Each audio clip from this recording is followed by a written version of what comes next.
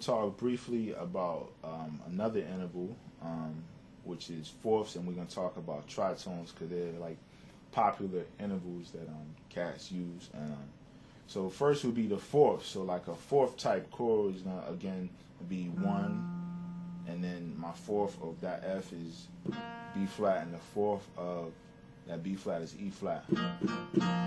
So a lot of times this kind of interval is used like in a lot of jazz stuff, and so you, and a lot of times these intervals work over like any root note.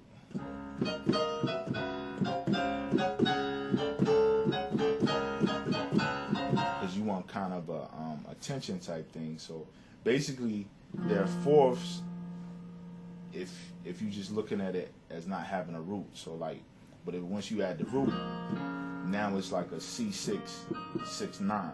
But we're gonna think about it without the root.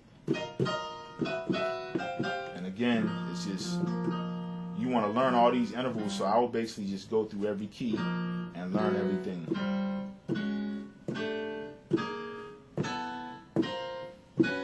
And it's all gonna sound the same, just gonna be a higher pitch.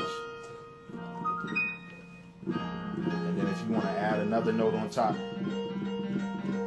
for a bigger sound. So again, like I said, a lot of these they kind of use to create tension. Like before we had the fourth interval, now you got a 4.5 or flat 5, however you want to look at it.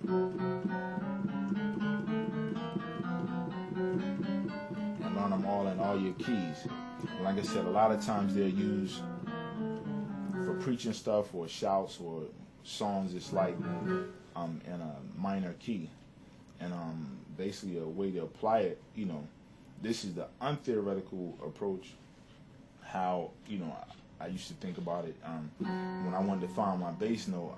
Basically, whenever I had a tritone, I knew I had two choices for my bass note. I knew that my bass note could either be a whole step in from this note or a whole step in from this note, meaning I could use a A flat or a D. Same thing. So here I could either use a G or C sharp. And basically just depends on whatever key you're in to kind of let you know. So say we're doing a preaching move and this is gonna be real hollow sounding. So really, you know, on organ it'll be a lot fuller, or even if you got a bass player. So basically, if I got a bass player, if I'm on organ, then I do. And basically, flat. E flat is my fourth. So that's a circle. And even if you do this, so we still in E flat, and you're approaching your 4. That's all circles. They have a certain sound too.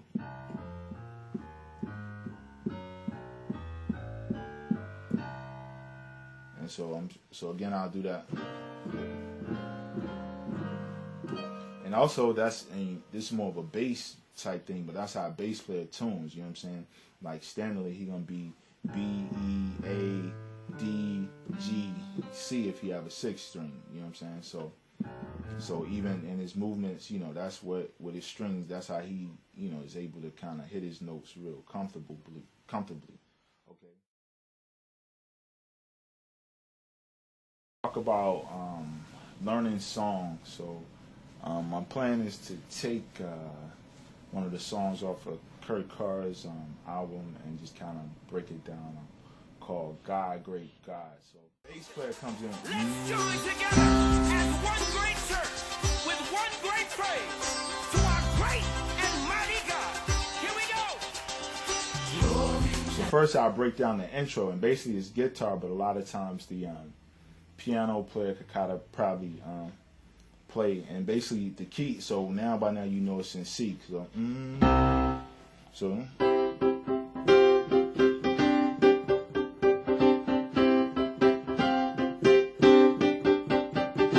So I kind of break down those chords, and one of these chords you already know, and two of them we didn't discuss, but I'll explain them real quick.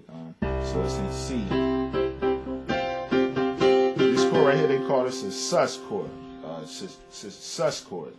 This would be like a sus4 chord. Basically, it's on C, but you have that 4 in there. I'm gonna go over a few of the substitutions that I use as like standards, like, you know what I'm saying, almost all the time.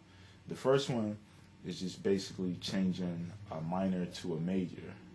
So by knowing our standard progressions, we know that normally like our 2, 3, and 6 are minor. So most of the times I use that minor to a major substitution definitely on my 6.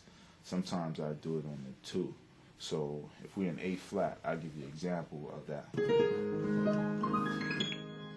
Now a lot of times I use it in when I'm doing like a 7-3-6 progression, or either way, or when I'm trying to approach the 6. So earlier we talked about, so that's a 7-3-6, and I went to a minor 7-9 type chord. So if I sub it with a major, then that means I just change